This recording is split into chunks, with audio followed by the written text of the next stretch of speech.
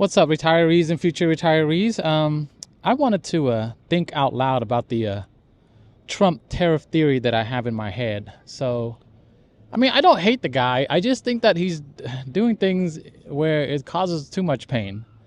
I can kind of clearly see, clearly see where he's going with this based off of all the interviews that I've been watching with Trump, with J.D. Vance, and with Lutnick.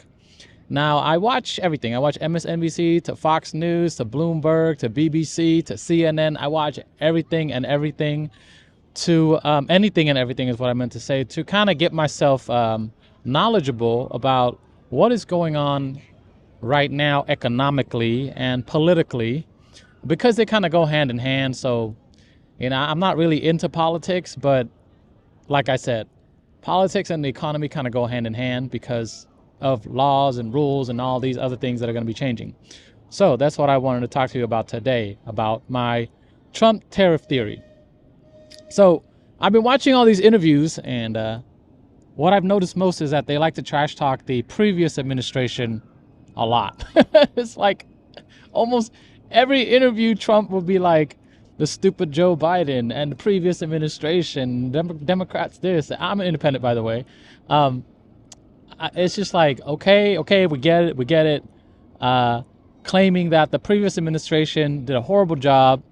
I don't know in America why we have to do that, but I guess that's to legitimize whoever's in power, I guess. Yeah. I mean, if they're going to basically paint the other party as incompetent, I mean, you don't have to go around calling people stupid, right? Because obviously they're not stupid. I mean, they made it this far in life. That's just my take on it.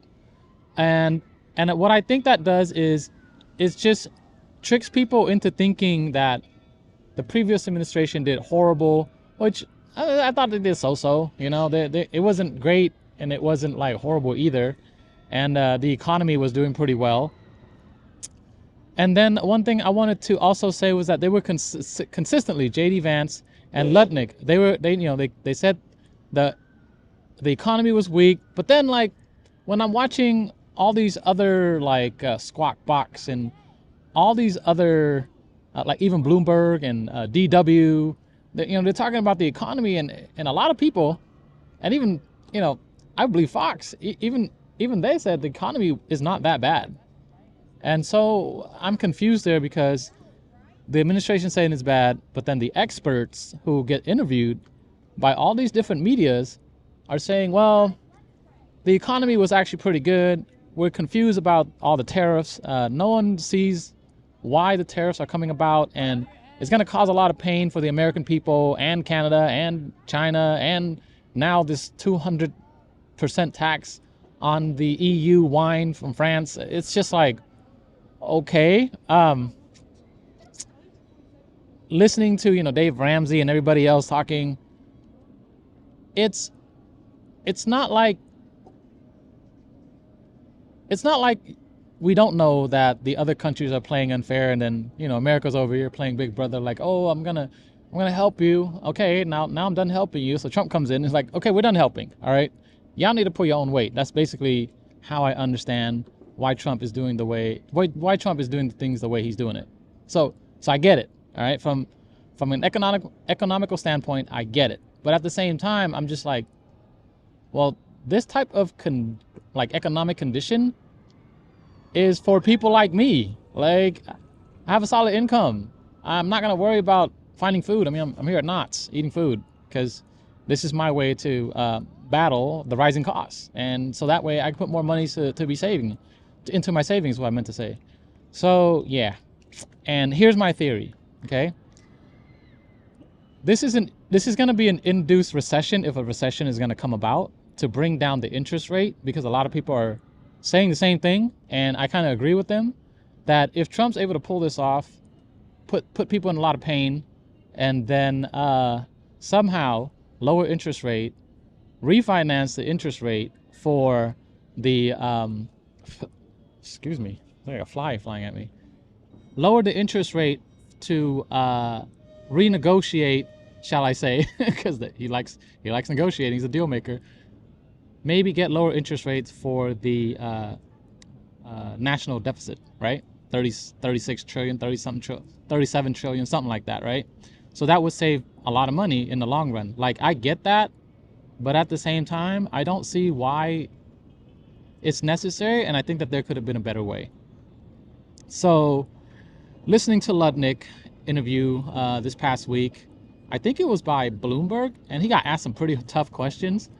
and I could tell he totally avoided the question when he was like, well, first of all, like DW, I believe it was DW, or was it Bloomberg? I forgot. It was DW or Bloomberg. One of the reporters asked him, so when can we see things change? Like, when is this tariff stuff, it's going to go away?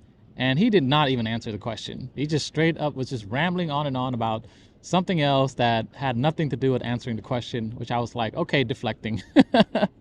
But, however, he did kind of open up lift up a rock so we can kind of see underneath, like, what's going on with the whole plan that they're doing to hopefully bring back the jobs and everything to America and make things better in America. And my guess is that because of what Lutnick said, he said that, look, Q1 and Q2 is, I'm gonna say it again because this is from Trump, the stupid Biden administration. We inherited their horrible economy, and those are his numbers. So basically, they're just shifting the blame. Like, hello, we're in America. We're all trying to work together to make things work here. That's supposedly the way of Americans, right? In the U.S. And so he was just trash talking the previous administration. But all in all, what I understood from that interview, when he went on and on for literally like 17 minutes, I see that, yes, it's almost like a game plan that they're doing, right? Bring everything down for 2 quarters, all right? Just screw up everything for 2 quarters.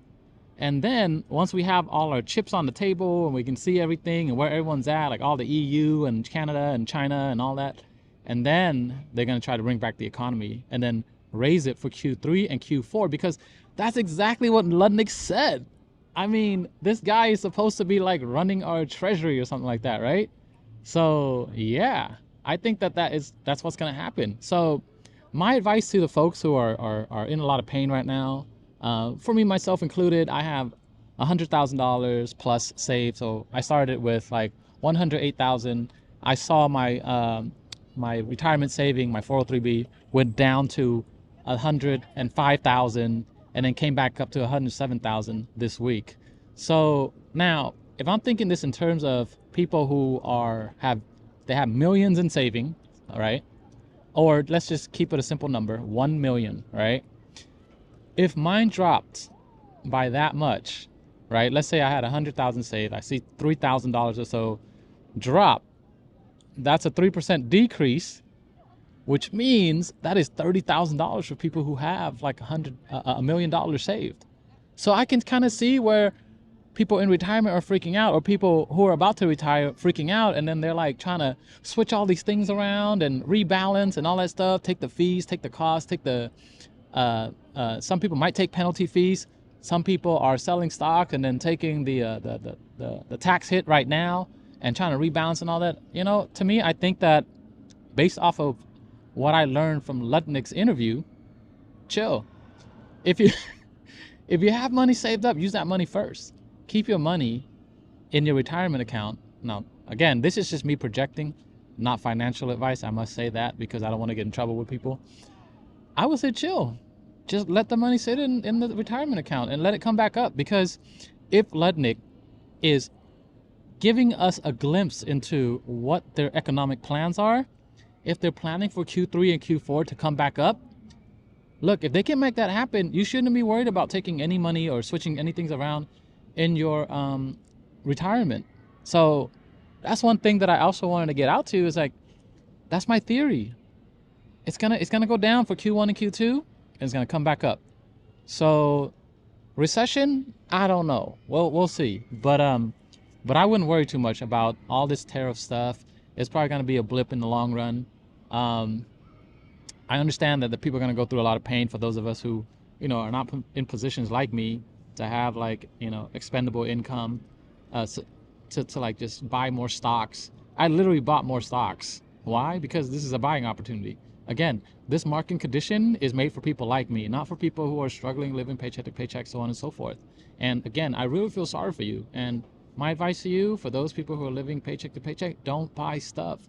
Focus on your essentials and do not buy your, focus on the necessity that you need, not the accessory that you want. And for those of you who are retired, look, chill. Tap into some of that 3 to 6 months or 1 year savings to live off that. I think this market is going to come back up. If